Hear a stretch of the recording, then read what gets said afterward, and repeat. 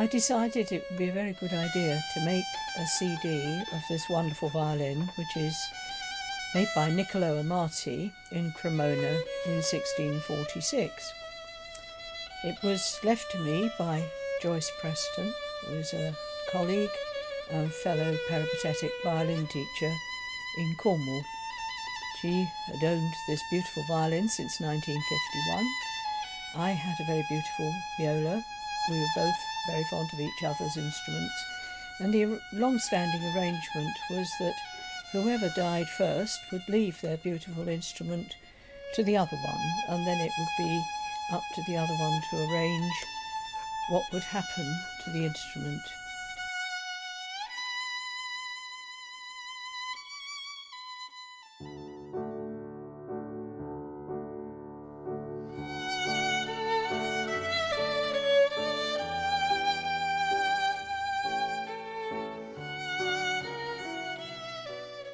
I have rather sadly decided that the violin needs to retire. It finds changes of climate very difficult. Cold, damp weather means that the fingerboard and tailpiece tend to come down very close to the belly of the instrument, and then the sound isn't good and it becomes progressively more difficult to play. And thinking about the various options that were open, I've decided it should go to be a part of the musical instrument collection in the Ashmolean Museum in Oxford. Nicolo Amati worked in Cremona.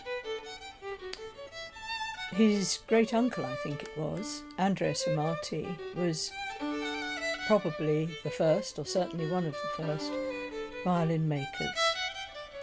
And Nicolo took over the business, and over the period of time in his life he made bigger instruments and in due course made the grand pattern.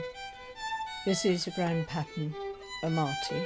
It's very rare. There are very few of them left in the world, and certainly not very many in playing condition. The majority of them are in museums.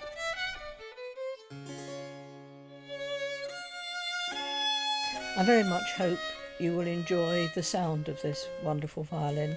I've tried to play some unaccompanied Bach, movements that are very suited to an instrument of this age because they were written at a very similar time. There is one very romantic piece, Salut d'amour, by Edward Elgar, which seems to fit a farewell, and it was a piece that was dedicated to his wife, and it is a love song, and I feel that's very suitable to say goodbye to this instrument.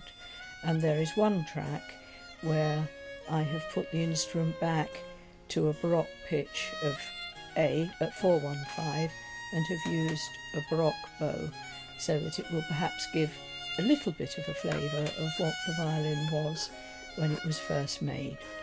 I very much hope you'll enjoy listening to this CD.